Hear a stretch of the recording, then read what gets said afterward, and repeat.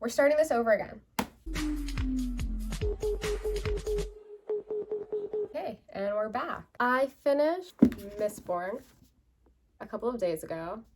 I've allowed myself time to percolate. And essentially when I finished the book, I was kind of like, for the most part, I low-key am just like, I don't need to read anymore. I can call it quits with this series. But then I was like, you know what? Why don't I just read the second and the third one and give you guys a very comprehensive review, thoughts, thematic understandings, just observations, whatever it may be of the book. And that's what that is. So this, right now, I'm gonna quickly, that's a lie. It probably will be a pretty long video. I'm gonna talk about what I thought about the first one. Now, it's kind of hard to know where to begin. I wrote notes, but I don't know where I put them. Let me check. Maybe they're in Notion. Maybe. Oh, that's where they are. I'll give you a brief little overview of the first book. I'll try. This is currently going to be without spoilers, but the video will overall have spoilers. So basically in this book, we have the Final Empire, which is essentially an Earth-like space that has been ruled by the Final Lord, I think that's what his name is, for 1,000 years. Essentially, this dictator saved the world, and in doing so, kind of ruined the planet they live on. So the sun is not its normal color, it's red, and the planet frequently experiences these ash falls, where essentially ash falls from the sky. People don't even know what a flower is. They don't know that vegetation is green. They're completely unaware of this. They've not lived that reality. And a lot of the ancient texts that describe that have been eradicated. And in this world, we have the elites, who have a very complex political system. And then we have the ska, who are essentially slaves, second-class citizens. That is the landscape. There are a few rebels and thieves. There are a select group of people who have magical powers, and as I mentioned in the past, the magical system is complex, but essentially humans, a few of them, are capable of consuming metals, which give them certain powers. With those powers, they can push, they can pull, they can make themselves stronger, they can see better, they can manipulate people's emotions. It really depends. You could either be born with the capability to do one of those things, or you can do all of them. Okay, now that's that. That gives you a brief overview of the world. Our two main characters are Vin and Kelser. Vin is as they like to say, street urchin. Older brother raised her, and he was really tough. He was a tough guy. Mean guy. And she grows up to be very fearful of others. She's not very trusting. She's honed her survival instincts such that she doesn't trust other people. She knows that she is able to sometimes wield a little bit of power within herself. She calls it luck, and ensure that good things happen to her. She ends up being discovered by Kelser, who is a rebel. He's just a rebel. He survived the pits of something. So basically, Kelser is a thief who has concocted this mastermind plan where essentially he wants to overthrow the Final Empire guy. And he enlists a whole crew of thieves who have different skill sets, and he gets Vin up in there. And turns out she's really powerful. She's super powerful. More powerful than Kelser. And that's like the premise. That's it.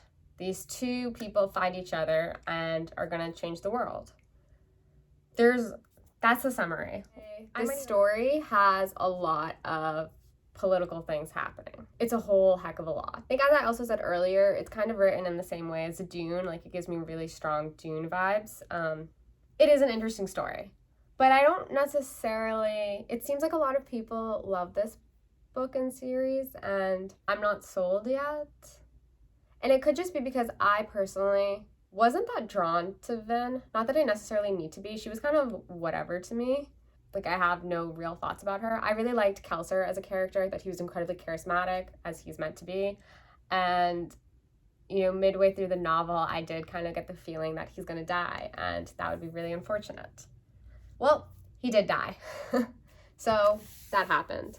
From a thematic perspective, what I found really interesting about this book was how Sanderson wove these thoughts and inclinations about religion and faith into the narrative.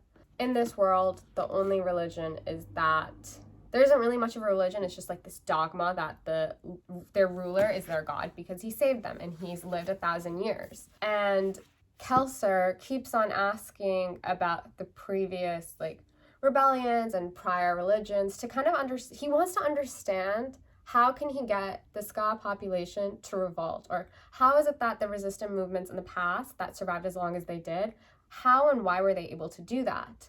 And as we come to find out, it has to do a lot with faith. People need to have hope and they need to believe in something greater than themselves. Makes sense. By dying, Kelser is able to turn himself into a symbol. And as we know, symbols have power. And I think that was really interesting. That's what I kind of liked about this. Maybe at times you could say it was a little heavy-handed, or maybe like within this current context of me reading it now in 2021, it feels heavy-handed. But I think that's what I really liked from this, is like that thematic, how he worked that into the story. Now let's talk about some things I didn't like. I neither like nor dislike Vin. She's whatever. What I did dislike is how fast she fell into love with Eland. I don't know how you say that. I looked it up and it sounds deceptively simple, but I can't wrap my brain around it. I don't know. So she's 16, this Eland guy's like 21, and they meet. And essentially what I found, how it seemed to me, is that when Vin was around him, she acted like a completely different character. She would be upset that like, oh, he was reading in front of her. Like, how dare he? Whereas like the Vin that you're introduced to for the most part is someone who doesn't like to be spoken to, really. And obviously there's character development and growth and she's supposed to change. But I feel like when she was with him, those changes happened very drastically. I wanted there to be just like a bit more tension. And I have a low-key spoiler about the second one where essentially they need to be in love by the end of book 1 for certain things to happen in book 2. I think. I could be wrong.